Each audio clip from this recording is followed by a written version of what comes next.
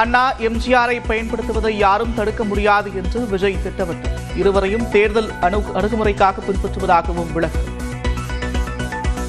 அண்ணா அவர்கள் கிட்ட இருந்தோம், எம்ஜிஆர் அவர்கள் கிட்ட இருந்தோம் தேர்தல் அணுகுமுறையை எடுத்துக்கிட்டோம்.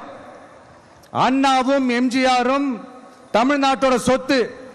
அவங்கள பயன்படுத்துறதை பத்தி யாரும் இங்க கம்ப்ளைண்ட்லாம் பண்ண முடியாது. அண்ணா எங்களோடது, எம்ஜிஆர் என்னோடது, எங்களோடது, நீங்களாம் எடுத்துக்க கூடாது அப்படிலாம் யாரும் இங்க அழுதுட்டு இருக்க முடியாது சொல்லிவிட்டேன். ஏற்கனவே அறிவித்த எதிரிகளுடன் மோதுவதாக விஜய் திட்டமிட்டார். களத்தில் இல்லாதவர்களை எதிர்ப்பதில்லை என்றும் உறுதி. அந்த எதிரிகள் யாரு இப்போ இங்க 2026 சட்டமன்ற தேர்தலில் களத்துல இருக்கிறாங்களோ அவங்கள மட்டும் தான் எதிர்ப்போம். களத்திலே இல்லாதவங்களையும், களத்துக்கும் அவங்களுக்கும் சம்பந்தமே இல்லாதவங்களையும் எதிர்க்கிற ஐடியாலாம் இல்ல பாஸ்.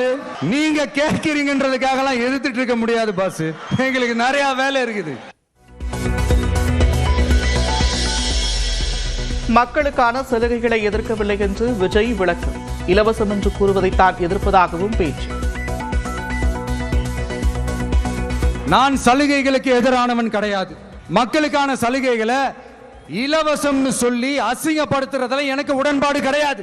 மக்கள் காசுல மக்களுக்கு செய்யறதை எப்படி இலவசம்னு சொல்லுவீங்க? ஓசில போறேன்னு சொல்லி அசிங்கப்படுத்துறீங்க.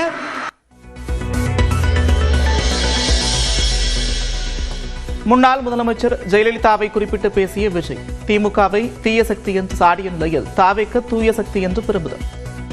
அவங்க ரெண்டு பேரும் சொன்னதை இப்ப நானும் ரிப்பீட் பண்றேன். திமுக ஒரு தீய சக்தி, திமுக ஒரு தீய சக்தி, திமுக ஒரு தீய சக்தி, திமுக ஒரு தீய சக்தி, தீய சக்தி, தீய சக்தி, தீய சக்தி. டிவிகே ஒரு தூய சக்தி.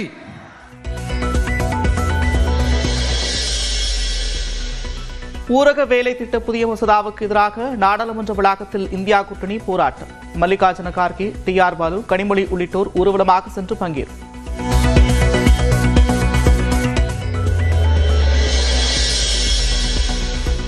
நூறு நாள் வேலை திட்டத்திற்கு மாற்றான மசோதா மக்களவையில் நிறைவேற்றம். மசோதாவை கிழித்து போட்டு அமளியில் ஈடுபட்ட எதிர்க்கட்சிகள்.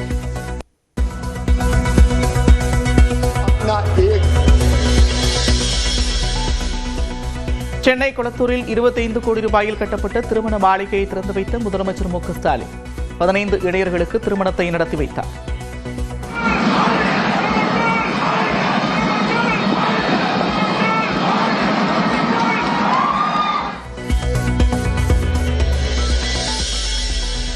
ஊரக வேலை திட்டத்தில் டெல்லியை குளிர்விக்கும் வகையில் எடப்பாடி பழனிசாமி அறிக்கை வெளியிட்டிருப்பதாக முதலமைச்சர் மு.க.ஸ்டாலின் கருத்து. பணி நாட்களின் அளவு 125 நாட்களாக உயரும் என்ற பொறுப்பை பொய்யை அவிழ்த்துவிட்டிருப்பதாகவும் எக்ஸ்தளத்தில் பதிவு.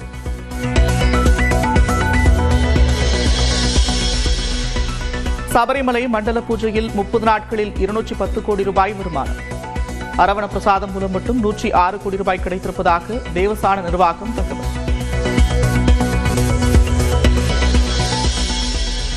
திருப்பரங்குன்றம் தீபத்தூண் வழக்கை உரிமையியல் நீதிமன்றம்தான் விசாரிக்க வேண்டும். தனி நீதிபதி விசாரணைக்கு எடுத்ததே அடிப்படை தவறு என்று அரசு தரப்பு வாதம்.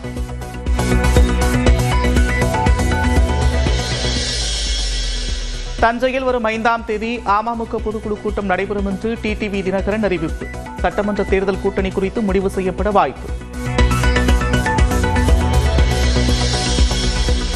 ஒவ்வொருவருக்கும் மத்திய அரசு 30,000 ரூபாய் வழங்க இருப்பதாக பரவும் செய்தி தவறானது.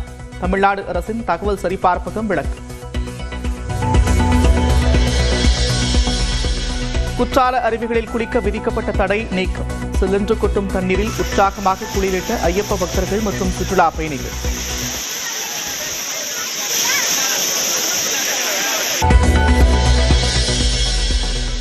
அண்ணா எம்ஜிஆரை பயன்படுத்துவதை யாரும் தடுக்க முடியாது என்று விஜய் திட்டமிட்டார். இருவரையும் தேர்தல் அணுகுமுறைக்காக பின்பற்றுவதாகவும் விளக்கம். அண்ணா அவர்கள் கிட்ட இருந்தோம், எம்ஜிஆர் அவர்கள் கிட்ட இருந்தோம் தேர்தல் அணுகுமுறையை எடுத்துக்கிட்டோம். அண்ணாவும் எம்ஜிஆரும் தமிழ்நாட்டோட சொத்து. அவங்கள பயன்படுத்துறதை பத்தி யாரும் இங்க கம்ப்ளைண்ட்லாம் பண்ண முடியாது. அண்ணா எங்களோடது, எம்ஜிஆர் என்னோடது, எங்களோடது, நீங்களாம் எடுத்துக்க கூடாது அப்படிலாம் யாரும் இங்க அழுதுட்டு இருக்க முடியாது சொல்லிவிட்டேன். ஏற்கனவே அறிவித்த எதிரிகளுடன் மோதுவதாக விஜய் திட்டமிட்டார். களத்தில் இல்லாதவர்களை எதிர்ப்பதில்லை என்றும் உறுதி.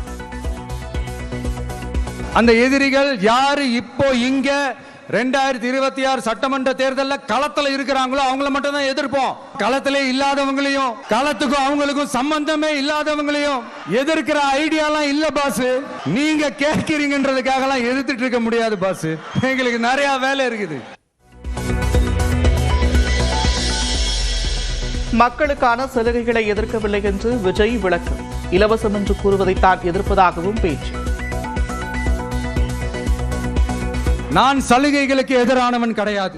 மக்களுக்கான சலுகைகளை இலவசம்னு சொல்லி அசிங்கப்படுத்துறதுல எனக்கு உடன்பாடு கிடையாது.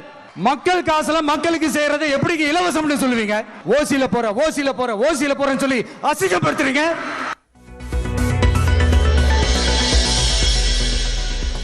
முன்னாள் முதலமைச்சர் ஜெயலலிதாவை குறிப்பிட்டு பேசிய விஜய், திமுகவை தீய சக்தி என்று சாடிய நிலையில் தாவேக்கு தூய சக்தி என்று பெருமிதம். அவங்க ரெண்டு பேரும் சொன்னதை இப்ப நானும் ரிப்பீட் பண்றேன்.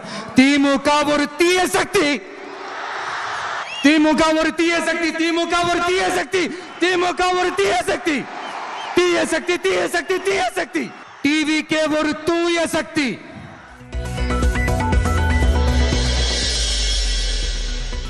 ஊரக வேலை திட்ட புதிய மசோதாவுக்கு எதிராக நாடாளுமன்ற வளாகத்தில் இந்தியா கூட்டணி போராட்டம். மல்லிகார்ஜுன கார்கே, டி.ஆர். பாலு, கனிமொழி உள்ளிட்டோர் ஊர்வலமாக சென்று பங்கேற்பு.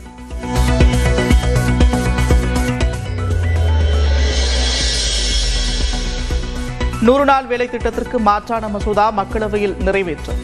மசோதாவை கிழித்து போட்டு அமளியில் ஈடுபட்ட எதிர்க்கட்சிகள்.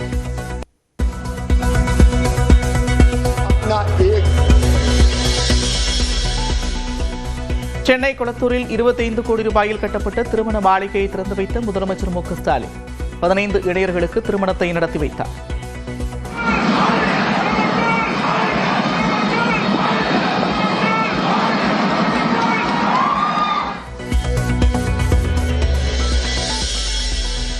ஊரக வேலை திட்டத்தில் டெல்லியை குளிர்விக்கும் வகையில் எடப்பாடி பழனிசாமி அறிக்கை வெளியிட்டிருப்பதாக முதலமைச்சர் மு.க. ஸ்டாலின் கருத்து.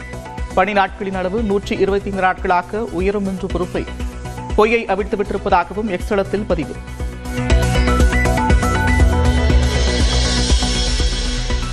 சபரிமலை மண்டல பூஜையில் 30 நாட்களில் 210 கோடி ரூபாய் வருமானம். அரவண பிரசாதம் மூலம் மட்டும் 106 கோடி ரூபாய் கிடைத்திருப்பதாக தேவஸ்தான நிர்வாகம் தகவல்.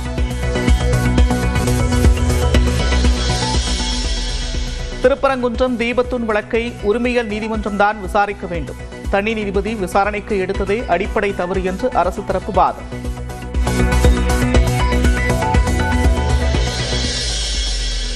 தஞ்சையில் வரும் 5ஆம் தேதி அமமுக பொதுக்குழு கூட்டம் நடைபெறும் என்று டிடிவி தினகரன் அறிவிப்பு. சட்டமன்ற தேர்தல் கூட்டணி குறித்து முடிவு செய்யப்பட வாய்ப்பு. ஒவ்வொருவருக்கும் மத்திய அரசு 30,000 ரூபாய் வழங்கியிருப்பதாக பரவும் செய்தி தவறானது. தமிழ்நாடு அரசின் தகவல் சரிபார்ப்பகம் விளக்கு. குற்றால அருவிகளில் குளிக்க விதிக்கப்பட்ட தடை நீக்கம். சிலின்று கொட்டும் தண்ணீரில் உற்சாகமாக குளிரிட்ட ஐயப்ப பக்தர்கள் மற்றும் சுற்றுலா பயணிகள்.